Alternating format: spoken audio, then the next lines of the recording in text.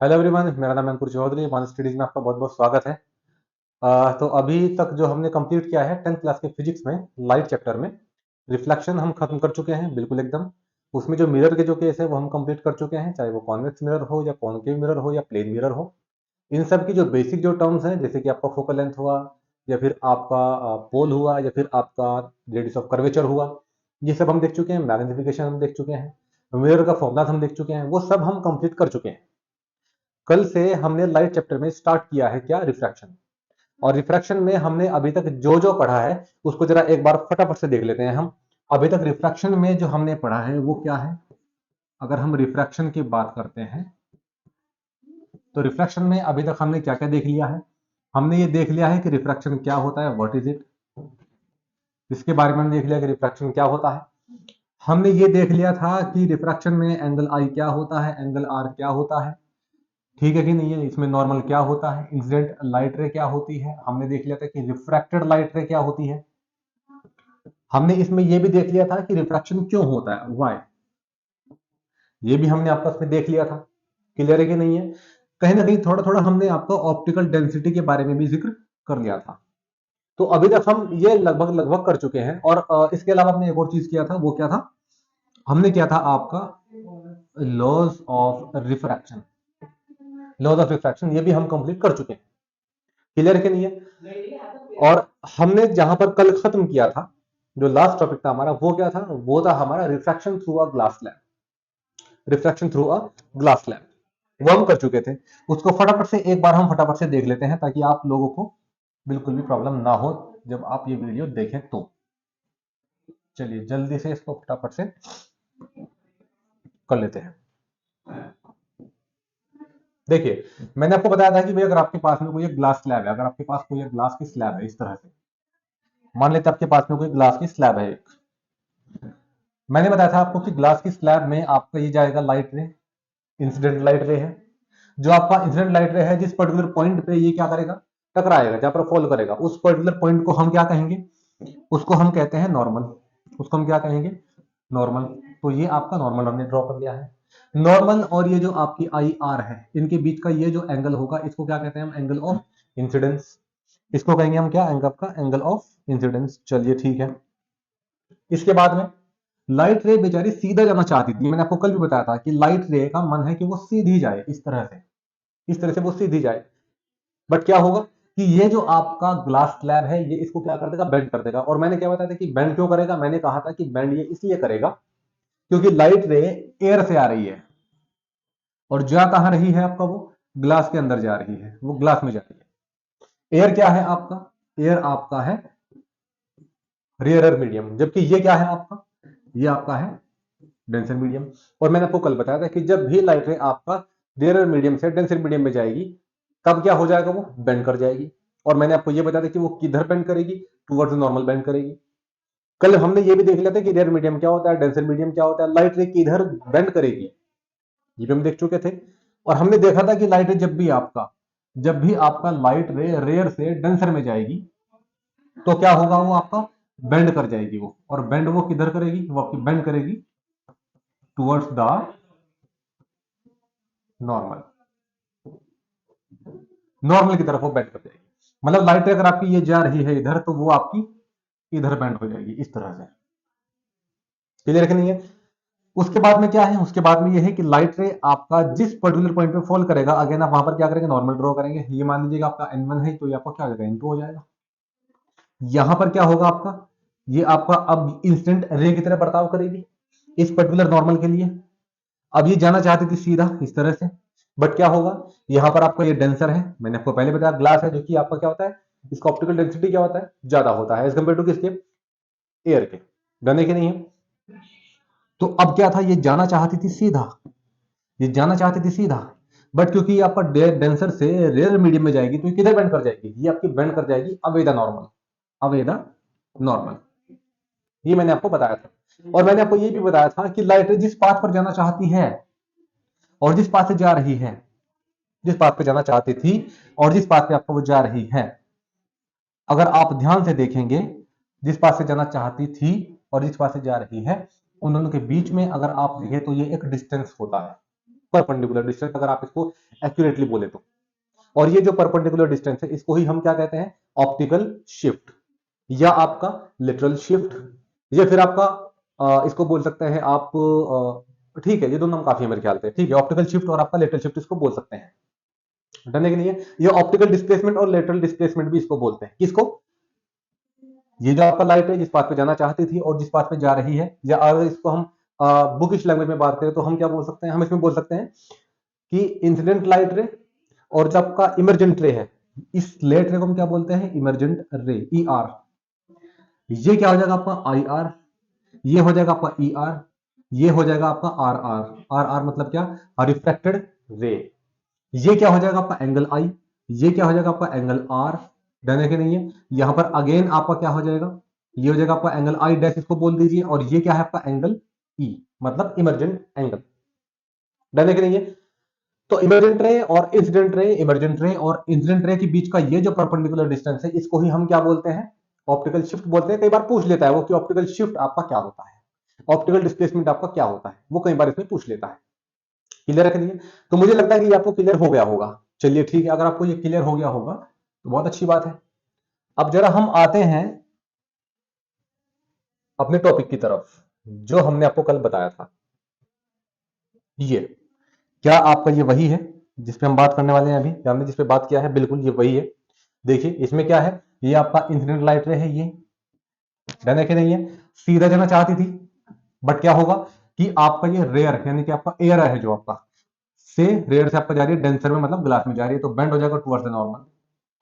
अब ये सीधा जाना चाहती थी बेचारी, लेकिन क्या करें, फिर से क्या होगा, यहाँ पर फिर से आपका क्या होगा, डेंसर है ये आपका, और ये आपका रेयर है, यानी कि एयर में जा रहा है, मतलब ग्लास से फिर आपका एयर बाहर निकलेगा। तो क्या होगा आपका, वापिस आपका अवे द नॉर्मल बैंड हो जाएगा ये। डन है कि नहीं है? और ये आपका इमरजेंट रे कहलाती है। ये आपका इंसिडेंट रे, ये आपका रिफ्लेक्टेड रे, ये आपका इमरजेंट रे। क्लियर है कि नहीं है? इमरजेंट रे और आपका जो नॉर्मल है, इमरजेंट रे और जो आपका नॉर्मल है, इसके बीच का ये जो एंगल है इसको हम क्या कहते हैं, एंगल ऑफ इमरजेंस। तो आपको ये ध्यान रखना है, या इमरजेंट एंगल भी इसको बोल सकते हैं। ये क्लियर है कि नहीं? बिल्कुल। चलिए, तो अच्छा इसमें पूछता क्या है वो, कई बार तो आपसे वो डायरेक्ट पूछ लेगा कि refraction through the glass slab आप शो कीजिए, पहली बात। और दूसरी बात वो आपसे पूछ सकता है बेसिक टर्म्स इससे रिलेटेड, कि भाई इमरजेंट रे आपका क्या होता है, ऑप्टिकल शिफ्ट क्या होता है, ये पूछ सकता है।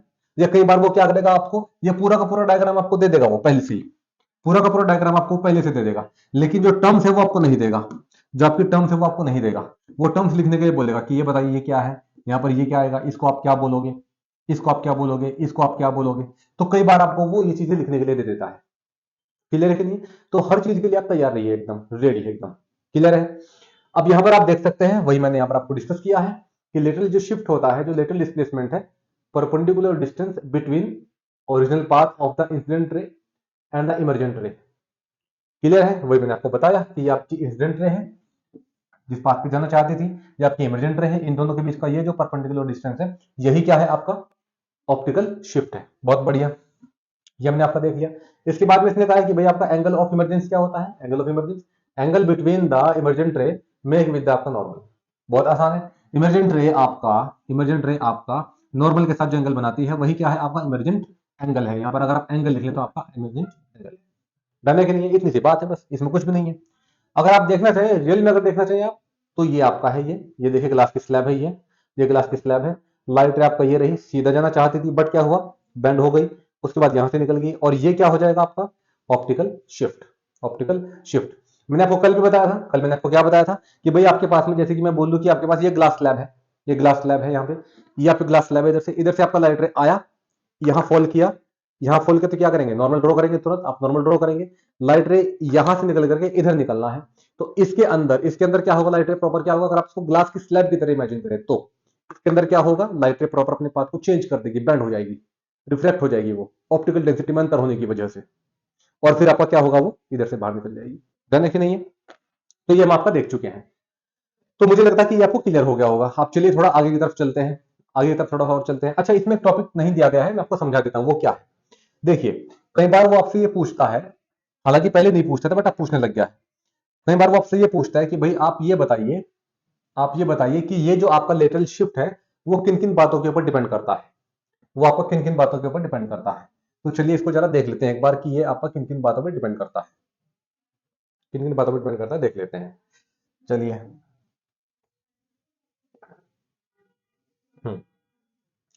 देखिए, मैंने आपको कहा कि भाई जो आपका इमर्जेंट रे है, या जो आपका ये पूरा जो डायग्राम था जो हमने देखा था, ये था आपका पूरा डायग्राम। अगर आप बनाए अच्छे से तो आपका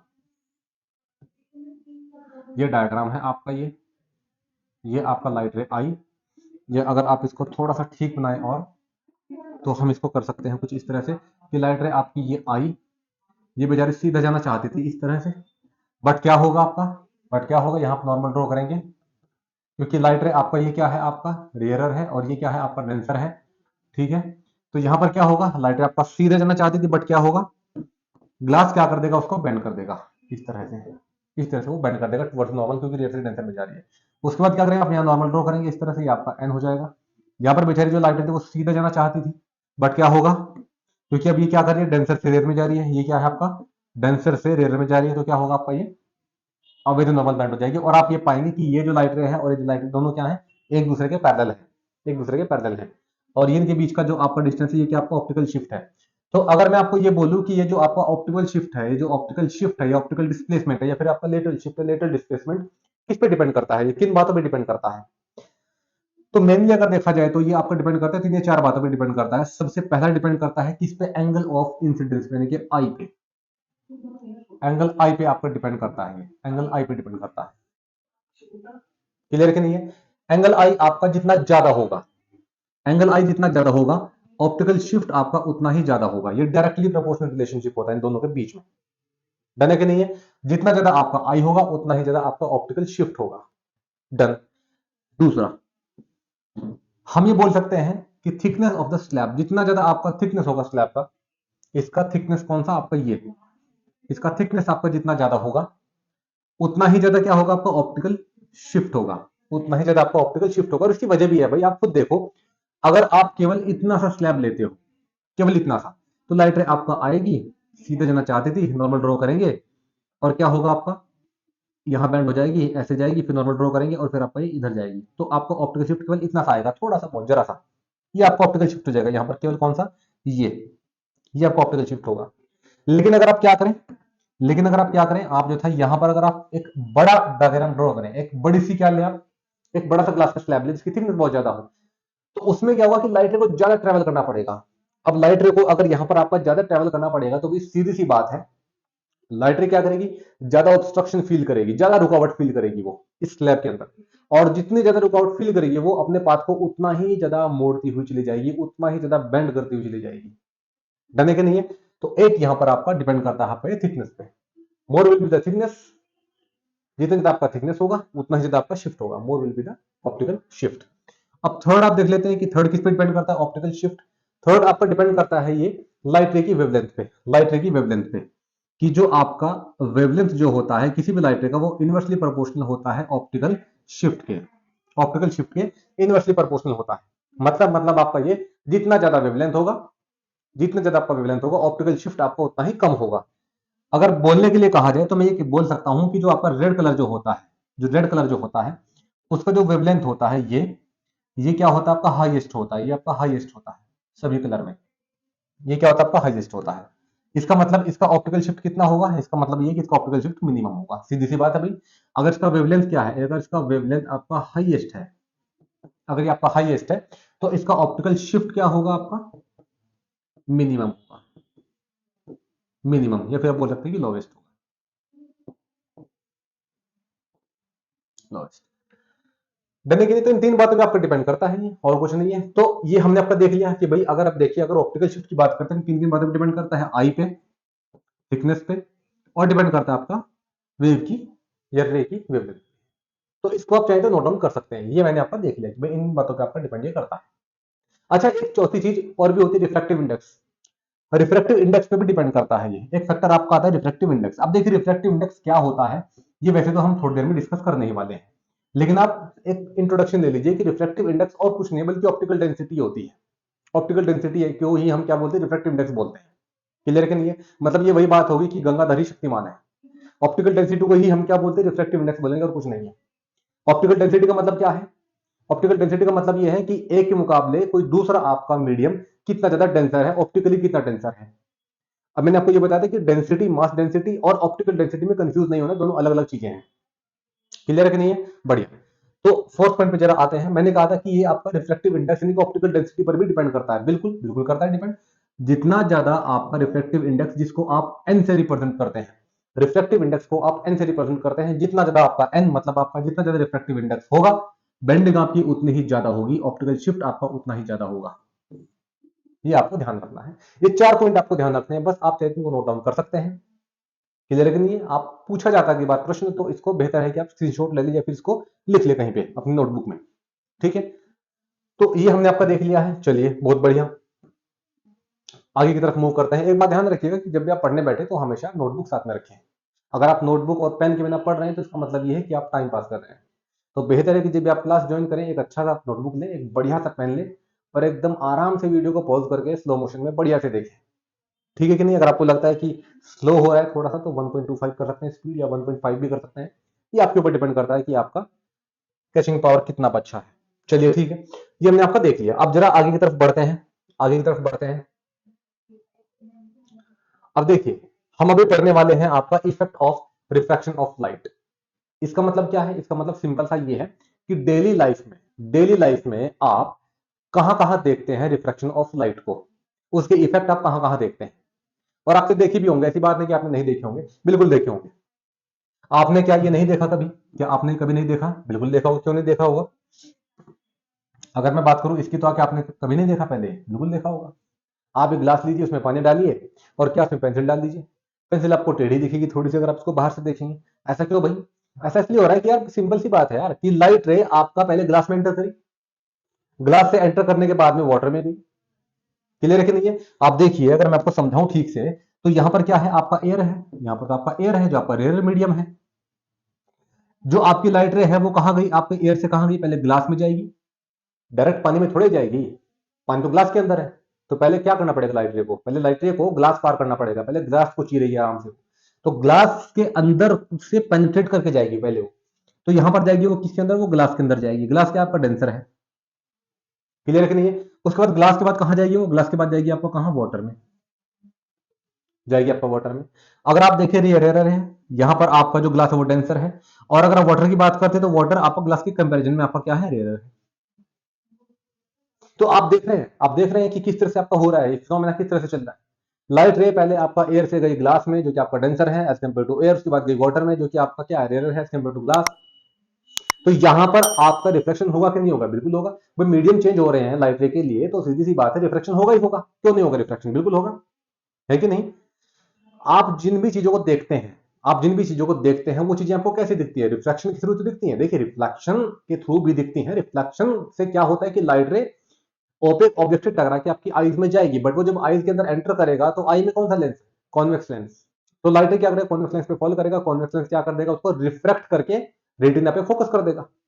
तो क्या इसका मतलब ये है कि जो भी चीजें आप देख रहे हैं अपने आसपास, वो कहीं ना कहीं आपका रिफ्रैक्शन से आपको दिख रही है। बिल्कुल। आपकी आई का जो कॉन्वेक्स लेंस है, आपकी आंख में जो कॉन्वेक्स लेंस है, वो किस वजह से काम करता है? रिफ्लेक्शन के थ्रू। क्लियर है कि नहीं है? तो ये हमने आपका देख लिया कि यहां देखेंगे आप एयर, ग्लास एंड देन आपका वाटर। और जब लाइट रे आपका यहां से जाएगा तो जब बाहर निकलेगा यहां से, तो पहले आपका वाटर, देन फिर आपका कहां से जाएगा? ग्लास से, एंड फिर आपका एयर। अब भैया जब इतने मीडियम पार करके लाइट रे जाएगी तो यार सीधी सी बात है रिफ्लेक्शन होगा। रिफ्लेक्शन अगर होगा तो वो अपना असर कहीं ना कहीं तो दिखाएगा ना भाई। वो अपनी प्रेजेंस को आपको फील करवाएगा कि नहीं करवाएगा? बिल्कुल करवाएगा। क्यों नहीं करवाएगा? है कि नहीं? अगर वो एग्जिस्ट करता है तो आपको पूरा फील करा देगा वो, कि वो है, वो दिखेगा आपको प्रॉपर। क्लियर है कि नहीं है? चलिए बहुत अच्छे हो गया। तो हमने यहां पर आपका ये देख लिया कि इसमें कैसे होता है। कई बार वो आपसे पूछ लेता है कि यार एक काम करो, आप जरा ना ये डायग्राम ड्रॉ करके दिखाओ। जरा डायग्राम ड्रॉ करके दिखाओ कि किस तरह से पेंसिल जो होती है वो टेढ़ी आपको दिखती है। कोई बात नहीं, जरा दिखा देंगे, कोई बात नहीं है। चलिए देख लेते हैं कि आप कैसे शो करते हैं इसको। यहां देख लेते हैं इसको क्लीन कर देते हैं और जरा देखते हैं कि कैसे दिखता है ना? चलिए, मैंने कहा कि आपके पास में यहां पर ये एक ग्लास है, ये आपके पास में एक ग्लास है। ठीक है कि नहीं है? अब इस ग्लास में क्या होगा? इस ग्लास में आपका पानी भरा हुआ है। इस ग्लास में आपका पानी भरा हुआ है, तो पानी कैसे दिखाएं भैया? पानी चलिए दिखा देते हैं ऐसे, ये आपका पानी भरा हुआ है इसमें आराम से, इस तरह से पानी ऊपर तक भरा हुआ है, बढ़िया एकदम यहाँ तक। क्लियर है कि नहीं है? अब इसमें क्या है, अब मान लेते हैं कि इसमें आपने डाला हुआ है कोई एक ऑब्जेक्ट, इसमें डाला हुआ है। चलिए मैंने बोला कि यहाँ पर जो ऑब्जेक्ट है भाई, वो आपका ये रहा आपका ऑब्जेक्ट, ये रहा आपका ऑब्जेक्ट, ठीक है, ये आपका ऑब्जेक्ट रहा। अब मैं ये देखना चाहता हूं कि ये जो ऑब्जेक्ट है, जो वास्तव में जो आपका ये यहां पर है, जो वास्तविकता तो ये कि ये यहां पर है, लेकिन जब आप इसको पानी के ऊपर से देखेंगे तो ये आपको कहां दिखेगा, हमको ये देखना है। चलिए जरा देख लेते हैं कहां दिखेगा। अब देखने के लिए तो भैया क्या होगा, लाइट रे आपका बाहर से आएगा, पानी के अंदर एंटर करेगा, इस ऑब्जेक्ट से टकराएगा, टकराने के बाद में बाहर निकलेगा, ग्लास से पानी से बाहर निकलेगा। और जब पानी से बाहर निकलेगा तो भैया आप कहां हैं, आप मान लेते हैं कि आप यहां पर हैं, आप यहां पर हैं, और ये भैया क्या है, आपकी आंख यहां पर रखी हुई है, तो आप क्या है, तो इसको देखना चाहते हैं, कोई बात नहीं। अब देखिए क्या होगा इसमें, अब ध्यान से देखिएगा कि इसमें क्या होता है।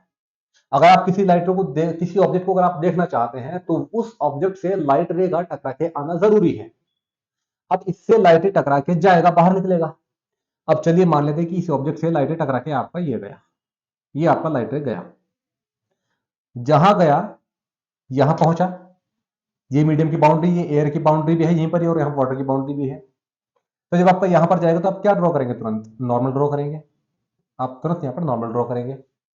चलिए ठीक हो गया। उसके बाद में क्या होगा, इसको जरा साफ कर लेते हैं भैया, ये प्रॉब्लम ना हो। ठीक है, नॉर्मल आपने ड्रॉ कर लिया। अब यहां पर ये आपका पानी है, ये क्या है आपका, ये डेंसर है, ये क्या है आपका, ये आपका रेयरर है। और आपको पता है कि जब भी लाइट डेंसर से रेयरर में जाएगी तो क्या होगा, टुवर्ड्स नॉर्मल बेंड करेगी, या अवैध नॉर्मल बेंड करेगी, वो अवैध नॉर्मल बेंड करेगी। जब भी लाइट आपका डेंसर से रेयरर में जाएगी, अवैध नॉर्मल बेंड करेगी। चलिए कोई बात नहीं, अवैध नॉर्मल अगर बेंड करेगी ये, तो इसको जरा हम ड्रॉ कर लेते हैं फिर। ये आपका नॉर्मल है, ये आपका नॉर्मल है, और ये बेंड कर जाएगी किधर, इधर की तरफ, ये आपका इधर की तरफ अवैध नॉर्मल बेंड कर देगी। लेकिन आपको पता है कि अगर आपको किसी भी ऑब्जेक्ट की इमेज को देखना है तो आपको मिनिमम 2 लाइट रे चाहिए होती है, रिफ्लेक्शन में आप लोग पढ़ के आए इस चीज को। तो अब क्या करेंगे आप लोग, आप यहां पर क्या करेंगे, एक लाइट रे और फेंकेंगे। तो चलिए जरा देख लेते हैं, एक लाइट रे और, एक लाइट रे आपकी चली ये गई, अगेन आपने नॉर्मल ड्रॉ किया, अगेन आपका लाइट रे डेंसर से रेयर में जा रही है, अगेन लाइट रे क्या होगा आपका, अवैध नॉर्मल बेंड करेगी, ये बेंड करके चलिए अवैध नॉर्मल, अवैध नॉर्मल आपकी बेंड कर गई। अब क्या करेंगे आप, अब कुछ नहीं करना है, बस आपने अगर देखना है कि ऑब्जेक्ट की इमेज आपको कहां दिखेगी, तो आपने क्या करना है, दोनों रिफ्लेक्टेड लाइट रे को पीछे की तरफ घसीटना है। घसीटने के बाद में जहां पर वो इंटरसेक्ट करेंगी, उसी पर्टिकुलर पॉइंट पर आपकी इमेज फॉर्म होगी।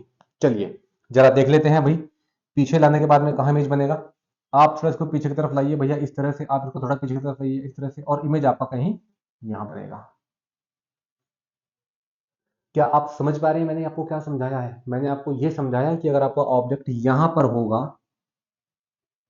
अगर कोई ऑब्जेक्ट अगर आपका यहां पर होगा, तो वो आपको जब आप उसको आप पानी के ऊपर से देखेंगे ना, तो वो आपको थोड़ा सा ऊपर दिखाई देगा। और जब इस पानी में आप हाथ डालेंगे ना इसको पकड़ने के लिए, तो आप पाएंगे कि जब आपका हाथ यहां पर पहुंचा, यहां पर तो कुछ था ही नहीं, ऑब्जेक्ट तो वास्तव में यहां पर था। समझे कि नहीं समझे? तो वो ऐसा होता क्यों है, रिफ्लेक्शन की वजह से। जब आप नहाते होंगे, धोते होंगे, तो आप क्या पाते हैं, बाल्टी में आपने मग डाला, जो मग होगा, जो पानी में जो आपका मग होता है, वास्तव में उसकी जितनी डेप्थ होती है वो उससे नीचे गहरे में दिखाई देता है, या उससे ऊपर दिखाई देता है, उससे ऊपर दिखाई देता है, वास्तव में वो जितनी डेप्थ में होता है उससे ऊपर दिखाई देता है। और ऐसा क्यों होता है, because of this, due to the refraction of light. Done है कि नहीं है? तो मुझे लगता है कि ये आपको क्लियर हो गया होगा। अब यहां पर भी देखिए, इसने आपका यही सब कुछ समझाया है, इसने अगर आप देखेंगे तो इसने यहां पर भी आपका ऐसा ही कुछ समझाने की यहां पर कोशिश की है। इसने बस यहां पर दूसरा समझा दिया, और क्या है, प्रोसेस आपका वही है, प्रोसेस आपका पूरा वही है। क्या प्रोसेस है कि भाई आपकी ये पेंसिल है, आपने देखना है इसकी स्टिप को देखना है, तो यहाँ से लाइटर आपका ये गया, ठीक है, ये आपका क्या हो जाएगा, ये आपका डेंसर है, ये आपका रेयरर है, लाइटर आपका यहाँ से गया, जाना चाहता था सीधा, बट क्या हो जाएगा, अविद नॉर्मल बैंड हो जाएगा, जाना चाहता था क्या आपका सीधा, बट क्या हो जाएगा, अविद नॉर्मल बैंड हो जाएगा। या आप पीछे घसीट के लाए इसको, तो आपको कहाँ दिखेगी, यहाँ दिखेगी इसकी टिप। समझे कि नहीं? वास्तव में रियल में इसकी टिप यहाँ पर है, बट आपको दिखा रही है, यहाँ पर दिख रही है। डलेगी नहीं है? तो मुझे लगता है कि ये आपका जो था, जो पहला पॉइंट है, आपको क्लियर हो गया होगा। इफेक्ट ऑफ रिफ्रैक्शन में इसने आपको यही बताया है कि पेंसिल है obliquely and partially immersed in the water appear to be bent at the water surface.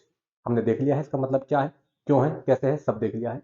चलिए बहुत बढ़िया, बहुत शानदार। अब काम करते हैं भैया ये कि हम बढ़ते थोड़ा आगे की तरफ, थोड़ा सा आगे की तरफ बढ़ते हैं हम लोग। देखिए ये वही है जो मैंने आपको समझाया, object placed under the water appears to be raised.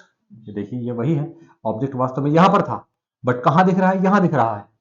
ये क्या है इसकी, ऑब्जेक्ट वास्तव में रियल में यहां पे था, तो यहां पर रियल में था तो रियल डेप्थ, रियल डेप्थ गया कहां पर है, अब आपको कहां दिख रहा है, यहां पर। क्या वास्तव में यहां पर है क्या ना, बस जस्ट अपीयर हो रहा है कि यहां पर है, तो एपरेंट डेप्थ।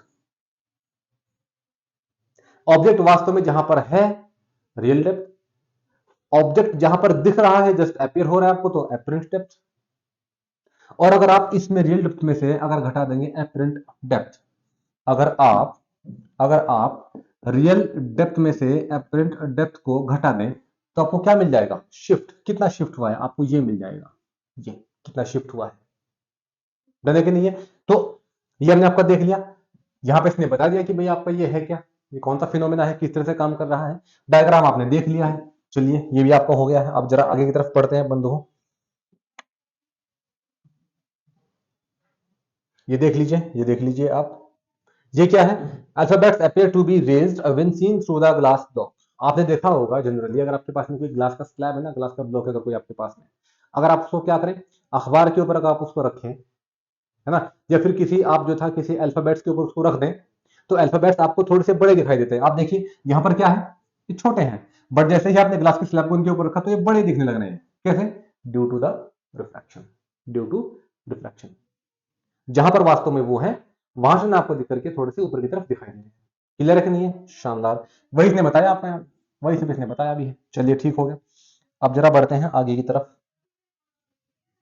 ये देख लीजिए, ये देखिए इसने क्या किया है, देखिए भैया पानी है, पानी में डाला हुआ है नींबू। जब आपने देखा कि नींबू, जब आपने देखा बाहर से तो आपको दिखाई दिया इतना बड़ा। क्या नींबू इतना बड़ा था क्या, नहीं, नींबू तो बेचारा इतना था लेकिन इतना बड़ा कैसे दिख रहा है भैया, due to refraction, due to the refraction. तो रिफ्रैक्शन के एग्जांपल आप डेली लाइफ में बहुत खूब देखते हैं, बहुत खूब। तो चलिए जरा और देख लेते हैं, और कुछ भी है क्या इसमें, जरा और देख लेते हैं भाई, और कुछ है क्या। देखिए बिल्कुल, ट्विंकलिंग ऑफ स्टार्स, स्टार आपको चमकते हुए दिखाई देते हैं। ऐसा क्यों है भाई कि स्टार आपको चमकते हुए दिखाई देते हैं, इसकी वजह क्या है, क्या वजह भाई स्टार सबको चमकते हुए दिखाई देते हैं। बहुत सिंपल सी वजह है आपका, रिफ्रैक्शन। रिफ्रैक्शन क्या है इसकी वजह है ना। तो हालांकि ये जब हम पढ़ेंगे, ये हम पढ़ेंगे आपको, जब हम पढ़ेंगे ना आई एंड द कलरफुल वर्ल्ड, उसमें हम इस चीज को बहुत बढ़िया से एक्सप्लेन करेंगे। तो अभी जस्ट आप ध्यान रखिए कि ठीक है रिफ्लेक्शन की वजह से आपका ऐसा होता है। हालांकि वहां पर जब हम देखेंगे तो रिफ्लेक्शन से पहले एक और टर्म जुड़ जाएगी और वो होगी आपकी एटमोस्फेरिक रिफ्लेक्शन, एटमोस्फेरिक रिफ्लेक्शन। तो आपको ये एटमोस्फेरिक रिफ्लेक्शन की वजह से ऐसा होता है, डन है कि नहीं है। चलिए बहुत बढ़िया, जरा आगे की तरफ थोड़ा सा और चल लेते हैं। Laws of reflection of light. अब देखिए अगर आप देखते हैं laws of reflection of light, तो इनको कैसे पढ़ना होगा, इनको कैसे ध्यान रखना है भैया। आप रिफ्लेक्शन के लॉ पढ़ के आए थे, पढ़ के आए थे कि नहीं पढ़ के आए थे, बिल्कुल पढ़ के आए थे। रिफ्लेक्शन के लॉ क्या थे, रिफ्लेक्शन का जो पहला नियम था वो ये कहता था कि भाई एंगल आई और एंगल आपका जो आर होता है वो बराबर होता है। अगर ये आपका मिरर है इस तरह का, लाइट इस पे आएगी, ये नॉर्मल ड्रॉ कीजिए, ऐसे जाएगी, ये आपका आई हो जाएगा, ये आपका आर हो जाएगा। तो वो कहता था कि एंगल आई इक्वल्स टू आपका एंगल आर। बोलता था कि नहीं बोलता था, यस और नो, बिल्कुल बोलता था। क्यों नहीं बोलता था भैया, तो रिफ्लेक्शन का नियम आपका पहले ही आपका ये कहता था। और दूसरा नियम क्या था रिफ्लेक्शन का, दूसरा आपका ये था कि भाई जो आपका इंसिडेंट रे है, जो आपकी रिफ्लेक्टेड रे है, और जो आपका नॉर्मल है वो क्या होगा आपका, they will be lie in the same plane, ये सेम प्लेन में लाई करेंगे, ये तीनों सेम प्लेन में लाई करेंगे। यही सेम रूल, ये तीनों सेम प्लेन में लाई करेंगे, यही सेम रूल रिफ्रैक्शन में भी है। मतलब रिफ्लेक्शन और रिफ्रैक्शन का एक नियम तो कॉमन है, दोनों में कॉमन है। लेकिन जो आपका दूसरा नियम है रिफ्रैक्शन का वो थोड़ा सा अलग है, किससे, रिफ्लेक्शन से। ठीक है जरा देख लेते हैं। देखिए पहला आपका जो है वो क्या है, इंसिडेंट रे यानी कि आपका आई आर, रिफ्लेक्टेड रे यानी कि आपका आर आर। नॉर्मल कहां लाई करते हैं, सबके सब same plane, all lie in the same plane. तो आपको ये ध्यान रखना है, ये आपको ध्यान रखना है। क्लियर है कि नहीं है। जैसे कि मैं आपको बोलूं कि भाई ये है आपका, मेरा हाथ है, ये एक प्लेन है, ये एक प्लेन है, तो क्या होगा आपका रिफ्लेक्शन आपका एक ही प्लेन में आपका आकर होगा, एक ही प्लेन में आपका आकर होगा, डन है कि नहीं है। अब जरा बढ़ते हैं आगे दूसरे नियम की तरफ। अगर आप दूसरे नियम पे जाते हैं, दूसरा नियम आपको क्या कहता है? दूसरा नियम आपको कहता है ये, दूसरा नियम आपको कहता है ये, क्या कहता है कि भाई sine r upon sine i upon sine r equal to क्या होता है? कांस्टेंट होता है। ये आपका दूसरा नियम है। इस लॉ का नाम क्या है? इसको कहते हैं Snell's law, Snell's law, Snell's law. ये कहते हैं स्मेल नहीं, स्नेल, स्नेल लॉ, है ना, Snell's law, Snell's law. Clear है कि नहीं है? ये आपका सेकंड लॉ है। क्या कहता है सेकंड लॉ? सेकंड लॉ आपको कहता है कि भाई sine i upon sine r equals to हमेशा कांस्टेंट होता है। अब ये साइन क्या है यहाँ पर, ये आपका आर क्या है? आर तो खैर आपको पता है, आई भी आपको पता है। साइन से हो सकता है कि अभी आप परिचित ना हो, इसको आप ना जानते हो कि ये क्या है। ऐसा हो सकता है कि आपने अभी टेंथ में, अभी आप 10th क्लास में आए ही हो जस्ट, तो इसकी पूरी संभावना है कि आपको ये ना पता हो। अगर आपको ये नहीं पता तो कोई बड़ी बात नहीं है। जब आप 10th क्लास के एंड में जाएंगे तो मैथमेटिक्स में आप ट्रिग्नोमेट्री पढ़ेंगे, और वहां पर ट्रिग्नोमेट्री में आपको समझ में आ जाएगा कि भाई साइन क्या होता है, कॉस क्या होता है, टेन क्या होता है, कोस है, कोसेक क्या होते हैं, सभी चीजें, ये ट्रिग्नोमेट्रिक फंक्शंस क्या होते हैं, आइडेंटिटी क्या होती है। तो वहां पर आपको सब पता चल जाएगा। ये क्लियर है कि नहीं है? बस अभी आपको ध्यान रखना है जस्ट कि भाई sine i upon sine r equals to होता है कांस्टेंट। और जब आप आगे जाएंगे, जब आप आगे जाएंगे तो आप ये पढ़ेंगे कि भाई ये जो कांस्टेंट है ना, ये और कुछ नहीं है बल्कि ये आपका रिफ्रैक्टिव इंडेक्स ही है। ये आपका रिफ्रैक्टिव इंडेक्स ही है। ये आपका रिफ्रैक्टिव इंडेक्स ही है। देखिए रिफ्रैक्टिव इंडेक्स जो टर्म है ना, ये बहुत बार आ चुकी है ना। तो मुझे पता है कि इसको सुन के आप पक चुके हैं, लेकिन अभी सस्पेंस रहेगा थोड़ा सा कि ये है क्या, हम देखेंगे जरा ये है क्या। लेकिन आप इतना ध्यान रखिए कि ऑप्टिकल डेंसिटी ही रिफ्रैक्टिव इंडेक्स है, बस इतना ध्यान रखिए। उसको कितना नाम दे दिया है बस, और कुछ नहीं। ये क्लियर है कि नहीं है? बहुत बढ़िया, शाबाश। तो हमने आपका ये देख लिया है। क्लियर है? ठीक है जी, ये हमने आपका देख लिया कि भी आपका ये क्या होता है। सेकंड लॉ भी देख लिया, फर्स्ट लॉ भी देख लिया। इसने देखिए ये बताया कि the ratio of sine of angle of incidence to the sine constant, हमेशा कांस्टेंट रहेगा। क्या ये हम पहली बार देख रहे हैं? नहीं। जब मैंने आपको ये बताया था कि रिफ्रैक्शन कब नहीं होगा, ये तो हमको पता है कि रिफ्रैक्शन कब होगा, बट रिफ्रैक्शन कब कब नहीं होगा, जब हमने ये देखा था तो मैंने ये फॉर्मूला वहां पे लिखा था, मैंने आपको ये बताया भी था कि स्नेल्स लॉ है ये। और मैंने आपको वहां पर ये भी बताया था कि जो कांस्टेंट है रिफ्रैक्टिव इंडेक्स होगा। और मैंने आपको ये भी बताया था कि अगर आपका आई अगर आपका जीरो हो जाएगा तो आर भी क्या हो जाएगा? आपका जीरो हो जाएगा। ये मैं सब आपको बता चुका हूं। क्लियर है कि नहीं भैया? तो ये आपको डन हो गया होगा, ठीक हो गया।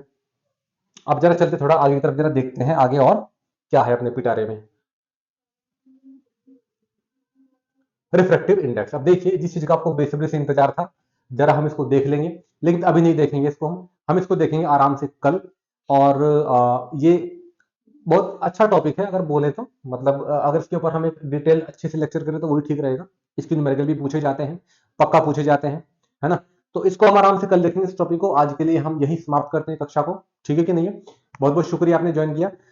इतना ध्यान रखिए कि हमारा चैनल है मानसरीज नाम से, आप उसको सब्सक्राइब कर लीजिए, है ना। अगर वीडियो अगर आपको पसंद आता है तो उसको लाइक कीजिएगा, शेयर कीजिए अपने दोस्तों में, ताकि ज्यादा से ज्यादा ज्ञान का प्रचार प्रसार हो। चलिए बहुत बहुत शुक्रिया, थैंक यू सो मच।